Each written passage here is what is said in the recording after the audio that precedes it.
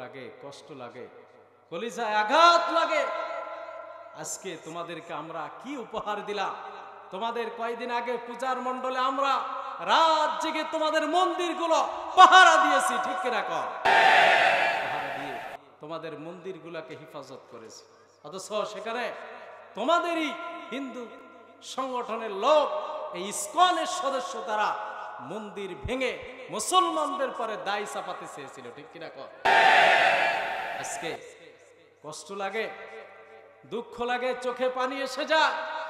আমরা তোমাদেরকে শ্বশুর বাড়ির আদরে তোমাদেরকে রাখলাম, মুসলমান হয়ে টুপি মাথায় দিয়ে তোমাদের মন্দিরগুলো পাহারা দিলাম। তোমরা আমাদের কি উপহার দিলে? আমার ভাই অ্যাডভোকেট সাইফুর রহমান চট্টগ্রাম, তাকে তোমরা হত্যা করে, আঘাত করে বাঁচার জন্য চিৎকার করেছে, তোমরা এক সেকেন্ডের জন্য তাকে রেহাই দাওনি, ঠিক কিনা কথা? বাংলাদেশে আজকে বিশেষ করে ইসকন নামক যেই সংগঠন বাংলাদেশটাকে অস্থিতিশীল করে, এই বাংলাদেশ আর ভারতের ভিতরে আজকে একটা বিরাট আকার গন্ডগোল সৃষ্টি করার পায়তারা করছে, ঠিক কিনা কথা?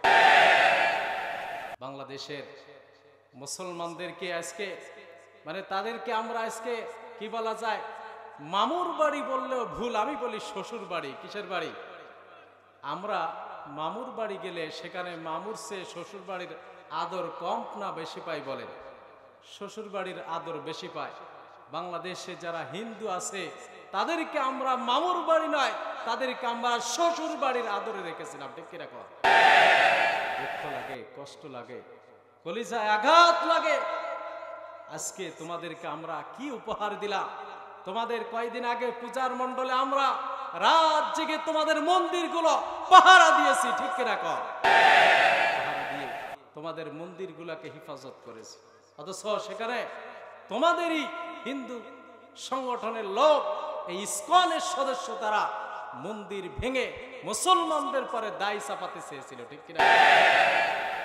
আজকে কষ্ট লাগে, দুঃখ লাগে, চোখে পানি এসে যায়।